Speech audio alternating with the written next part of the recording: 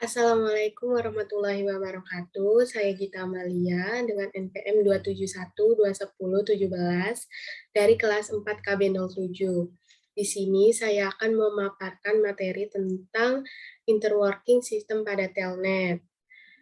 Pada paparan kali ini terbagi menjadi 3 subbab, yaitu operasi interworking, transport protokol, dan security network.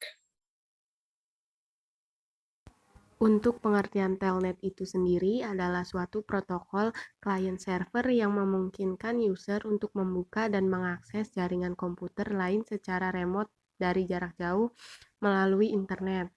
Telnet menawarkan komunikasi dua arah berbasis teks antar perangkat yang dilakukan melalui virtual terminal atau port telnet tanpa perlu adanya berbagai macam enkripsi.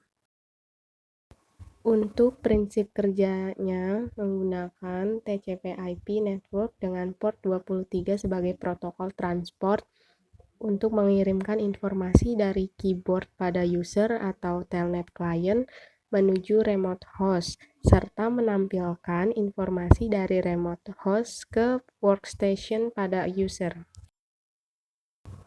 Telnet memakai dua jenis program seperti pada gambar, yaitu client atau telnet dan server atau telnet D.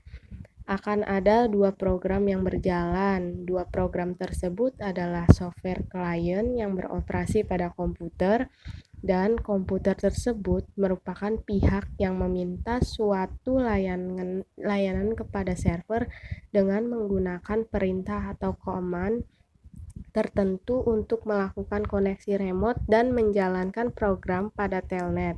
Sementara itu, software server berarti pihak yang menghasilkan layanannya yang akan dikirim kepada klien.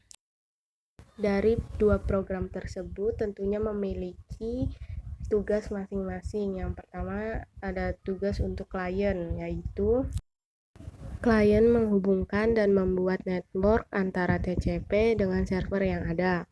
Kedua, klien mendapat input dari pihak user atau remote host yang meminta kode ke server.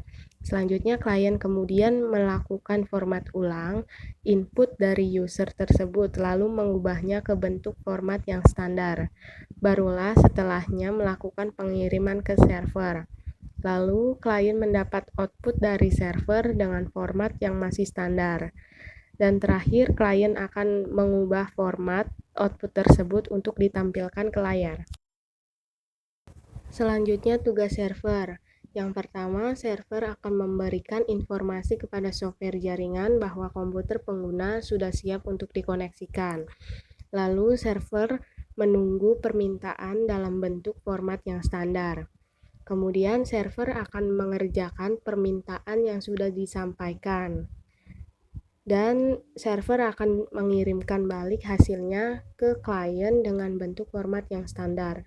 Dan terakhir, server menunggu permintaan lainnya yang terkirim selama proses remote. Selanjutnya masuk kepada transport protokol. Pada telnet ini menggunakan jenis protokol TCP yang ada pada layer transport. TCP adalah salah satu jenis protokol yang memungkinkan kumpulan komputer untuk berkomunikasi dan bertukar data di dalam suatu network atau jaringan. Protokol ini menggunakan skema pengalamatan yang sederhana, yaitu dengan alamat IP6 atau IP address yang mengizinkan hingga beberapa ratus juta komputer untuk dapat saling berhubungan satu sama lainnya di internet. TCP ini memiliki karakteristik yang pertama connection oriented, yang kedua full duplex, yang ketiga reliable, yang keempat one to one, yang kelima byte stream, dan yang keenam flow control. Di sini saya akan menjelaskan beberapa penjelasan dari karakteristik TCP tersebut. Yang pertama, connection oriented atau berorientasi sambungan.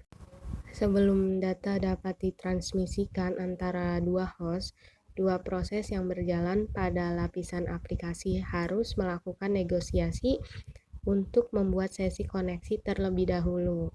Koneksi TCP ditutup dengan menggunakan proses terminasi koneksi TCP atau TCP Connection Termination. Selanjutnya, full duplex connection. Untuk setiap host TCP, koneksi yang terjadi antara dua host terdiri atas dua buah jalur, yakni jalur keluar dan jalur masuk. Dengan menggunakan teknologi lapisan yang lebih rendah yang mendukung full duplex ini, maka data pun dapat secara simultan diterima dan dikirim. Header TCP berisi nomor urut atau TCP sequence number dari data yang ditransmisikan dan sebuah acknowledgement dari data yang masuk. Selanjutnya ada reliable atau dapat diandalkan. TCP menjamin bagi data yang dikirimkan dalam koneksi dapat terkirim dengan pasti tanpa ada yang hilang atau double, tentunya sesuai dengan urutan seperti ketika dikirim. Dan yang terakhir, security network pada telnet. Pada telnet tidak digunakan sistem keamanan enkripsi dan lainnya saat melakukan remote, sehingga mudah bagi pihak lain untuk mengetahui informasi berupa username atau password atau data yang sedang berjalan. Berbeda dengan SSH, yaitu protokol yang digunakan juga untuk melakukan remote.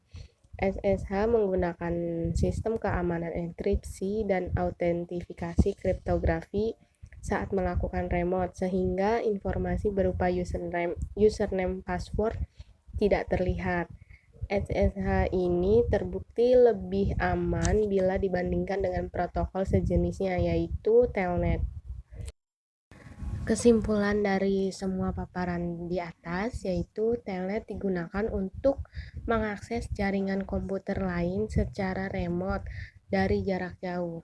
Telnet menggunakan protokol TCP yang ada pada layer transport.